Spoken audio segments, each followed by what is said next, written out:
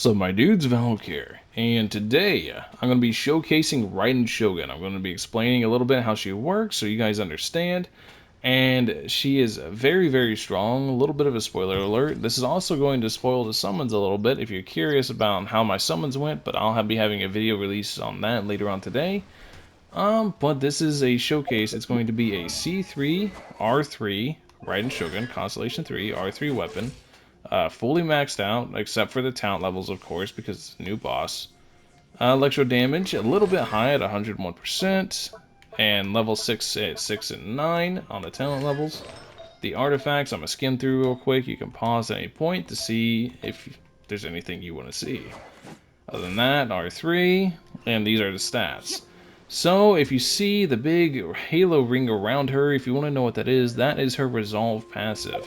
Now, if you check her ult skill, the way her resolve passive works is anytime somebody consumes energy, anytime somebody uses their ult, or unless you have this first passive going, generates resolve stacks based off the amount of energy consumed with the ult. So, I went ahead and charged up the full resolve stack so we can see a good little showcase of her versus everyone's favorite little test dummies, the Ruin Guard. Now, I'm not going to be doing an Abyss showcase for this one because it is literally Electro Abyss. I tried to do an Abyss showcase and everything's highly resistant to Electro. Everything's either Electro or resistant to Electro, or it is literally Electro Abyss, so it's not going to do her justice to show an Abyss showcase like that. So we're going to do Zhongli's shield one more time, and then we are going to let the Raiden Shogun take over. So now, we're just going to do this, and then we're just going to charge attack, and what do you know, they're all dead. Instantly. Fun times, right? And look, her ult is instantly back. Isn't this a very fun character?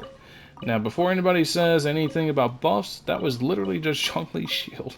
Nothing else. That's just her. So now we're going to go ahead and beat up on the frog. So you guys can get another thing. I just got to go charge the resolve stacks real quick, and then we're going to go beat up on the frog. Alright, and now we are back with my favorite support in the game, Raiden Shogun, and we are going to showcase what she can do here. We're going to do a little bit of setup. Now keep in mind that this is, as you can tell, this isn't going to be ideal because this is literally the Electro Bishop. But you can get an idea of what she can do with this. Pretty good damage, am I right? She almost one-phased it, and that is the Electro Bishop. Electro Bishop, she almost one-phased, about 90%, so that's super high Electro Res, but you get the idea. Her damage is absurd, and before people be like, but how does she compare to Ganyu? She is literally a support. That is what she excels at. She is a support that does tons of damage inside of her burst. So, I can't really showcase her support capabilities too well, because the way it works, it's basically like a really meh Xingqiu skill. It has really terrible scaling, but the important thing is the elemental burst damage bonus. 0.27% per energy. It goes all the way up to level 10. At level 10, it gives any 80 cost energy a 20% burst damage bonus.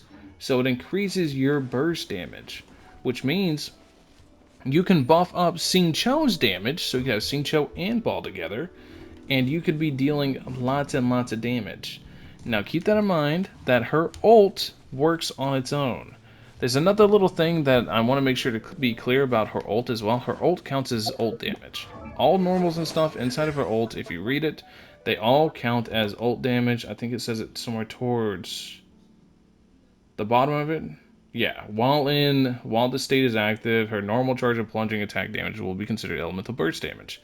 So that means characters like Bido, with her ult, it doesn't work because if you read the way her ult says, the way her ult works, when normal and charge attacks hit, they create a lightning discharge. It doesn't say ult damage. Or like Xingqiu, for example, normal attacks will trigger consecutive sword rain attacks, not ult damage. So keep in mind that she's not going to be able to work side by side with Xingqiu. But what I mean by working with Xingqiu is that she's going to be able to buff up Xingqiu's ult damage to where Xingqiu's dealing even more damage, so you can have a main character or a main carry. You can have Xingling, you can have whoever. But whenever it's Ball's turn to be on the field, Ball is going to deal lots and lots of damage on her own without any help, and she is a very, very, very powerful unit. And I can't wait to give you guys a proper showcase in about, like, I don't know, 2 or 3 more weeks whenever I can actually crown her ult, because then you'll get to see what a max refine, or essentially whenever she's done, you'll get to see what a max investment Raiden looks like. Anyways, let me know what you guys think in the comment section below. Thank you all for watching as always.